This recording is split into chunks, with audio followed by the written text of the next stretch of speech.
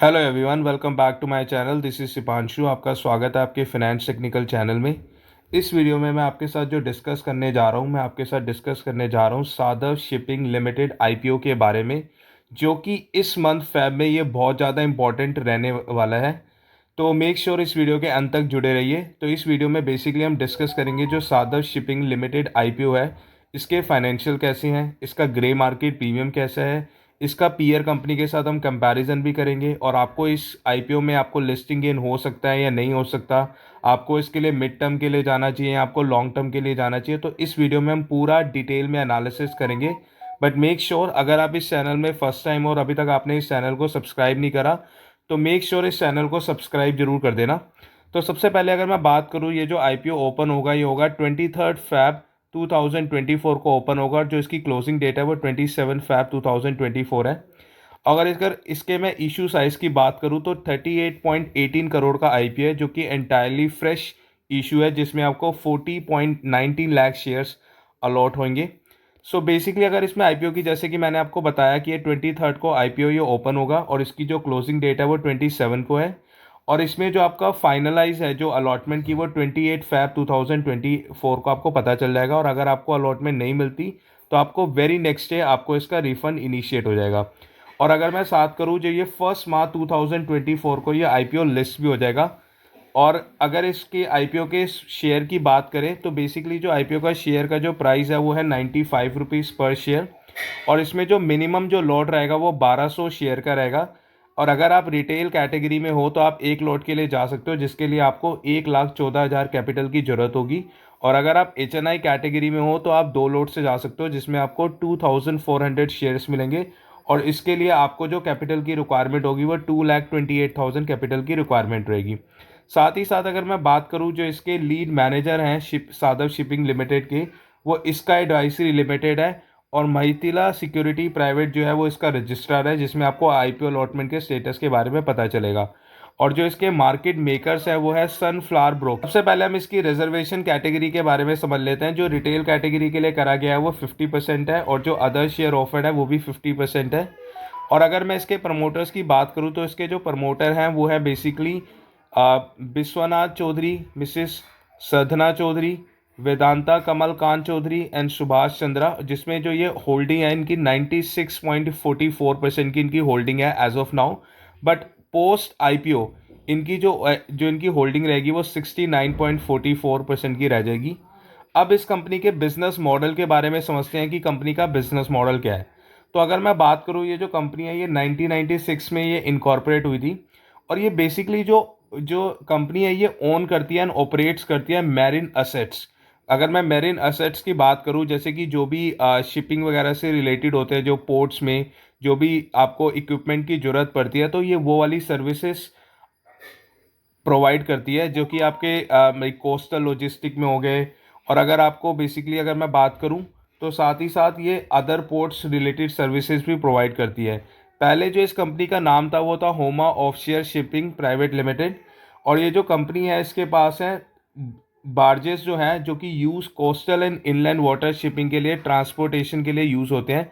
अगर मैं बार्जेस की बात करूं, बार्जेस बेसिकली आपका पोर्ट होता है, जिसमें बेसिकली आपकी बोट होती है, जिसमें आप लगेज को, आपके जैसे कि जो भी माल एक जगह से दूसरी जगह जाता है तो उसको जो कैरी करने के लिए एक बोट होती है ना, उसको हम बार्जेस कहते हैं। तो इनकी अपनी खुद की बार्जेस हैं। और साथ ही साथ अगर मैं बात करूं, बेसिकली ये जो है इसका जो ऑपरेट्स तो करती है, साथ ही साथ ये हाई स्पीड सिक्योरिटी भी बोट्स की करती है, जो कि पेट्रोल सर्विसेज के लिए। अगर साथ ही साथ मैं इसके जो प्रोडक्शन के जो डिवीज़न है, बेसिकली इसके जो बिजनेस डिवीज़न है वो इसका बेसिकली है exploration and production of oil and gas in offshore field, साथ ही साथ high speed petrol boat for ports के लिए। और साथ ही साथ इसका ये है Tier 1 oil spill response equipment for ports के लिए। साथ ही साथ कंपनी की अगर मैं बात करूँ तो कंपनी के पास एज ऑफ नाउ 24 शिप्स हैं, जिसमें से वो 19 तो उनकी खुद की है और 5 उन्होंने लीज पे ले रखी है।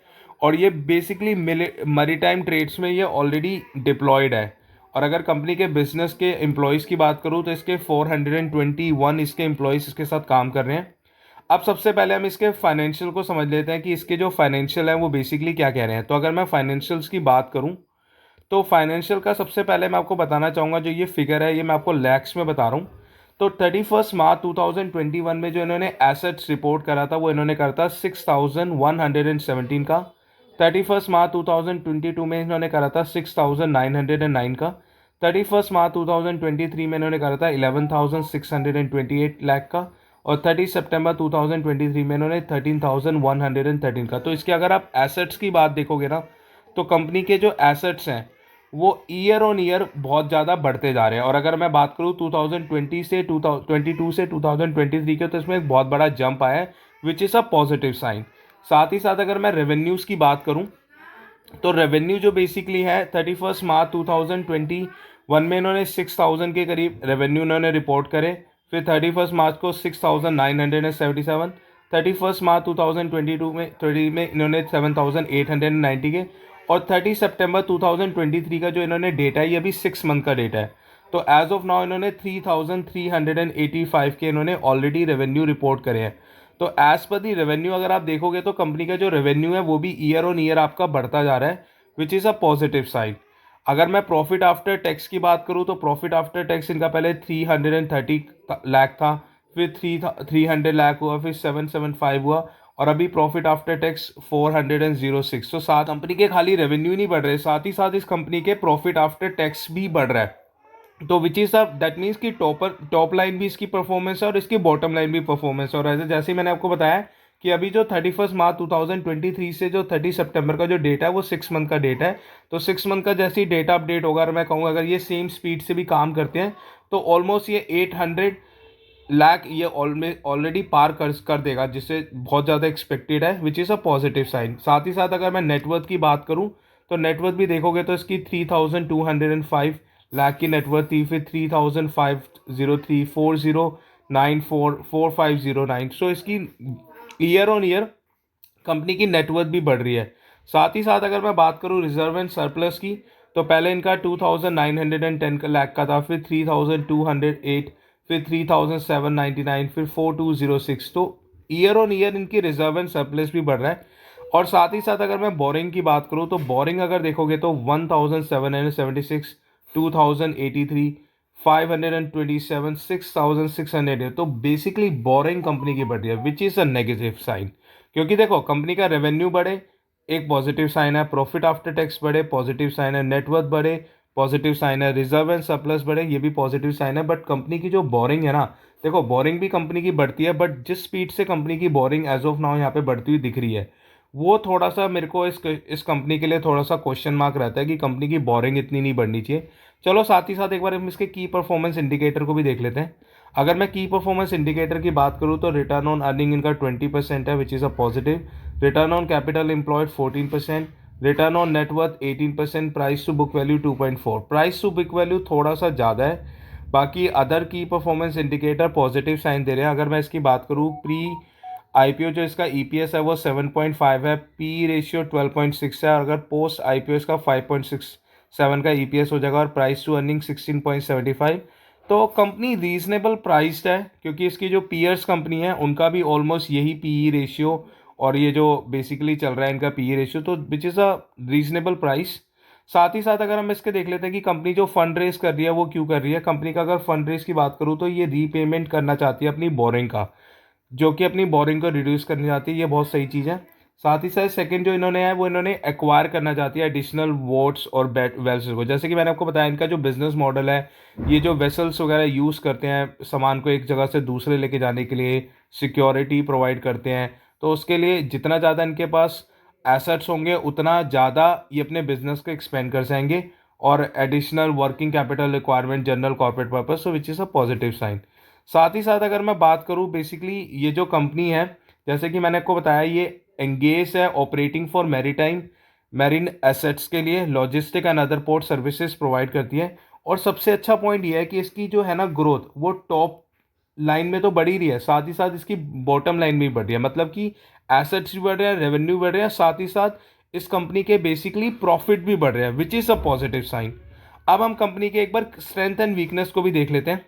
अगर मैं कंपनी की स्ट्रेंथ एंड वीकनेस की बात करूं, तो सबसे पहले अगर मैं स्ट्रेंथ की बात करूं, तो के बाद जो एसेट्स है ना, वो क्वालिटी बैक एसेट्स हैं, जो कंपनी को जो क्लाइंट है इसके उनको सर्विस प्रोवाइड करती है।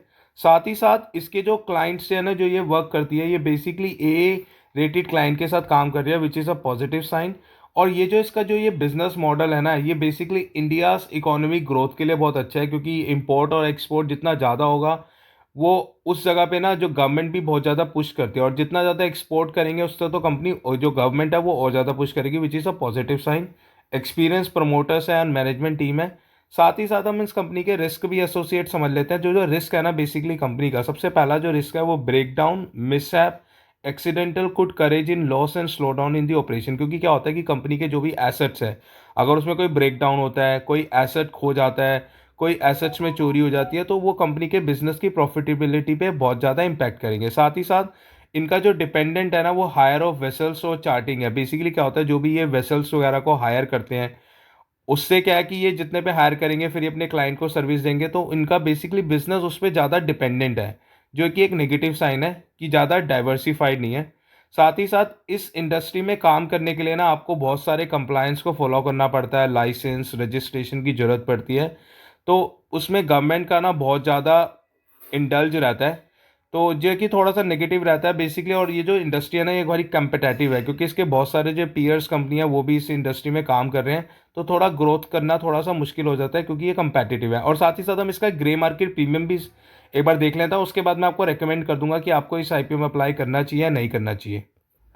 अच्छा चलो, अगर मैं इसके ग्रे मार्केट प्रीमियम की बात करूं तो एज ऑफ नाउ अभी जो 21 फैब और 22 को इसका ग्रे मार्केट प्रीमियम अभी अभी इसने अपडेट नहीं करा, क्योंकि अभी जो ये आईपीओ है ये 23 को जैसे कि ये लॉन्च होगा, तो एज ऑफ नाउ इसमें कोई अभी कुछ खास डिमांड नहीं दिख रही। साथ ही साथ इसके ग्रे मार्केट प्रीमियम भी अभी नहीं इसने अपडेट हुए हैं, तो अभी आपको मैं एज अ रिकमेंड यही करूंगा कि अभी आपको वेट करना चाहिए एक आध दिन के लिए। जैसे इसका ग्रे मार्केट प्रीमियम अपडेट होता है और इसकी डिमांड अपडेट होती है, तो उस पर मैं आपको वीडियो बना दूंगा, जिसके बेसिस पे आपको बता दूंगा कि आपको इसको लिस्टिंग ए के लिए जाना चाहिए या नहीं जाना चाहिए।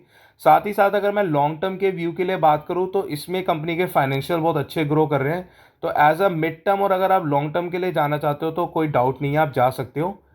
And that's all from my side, but make sure अगर आपको बिफोर यू इन्वेस्ट और यू डू नॉट इन्वेस्ट, आपको अपना एनालिसिस करना बहुत ज़रूरी है और उसके बेसिस पे आपको डिसीजन लेना चाहिए।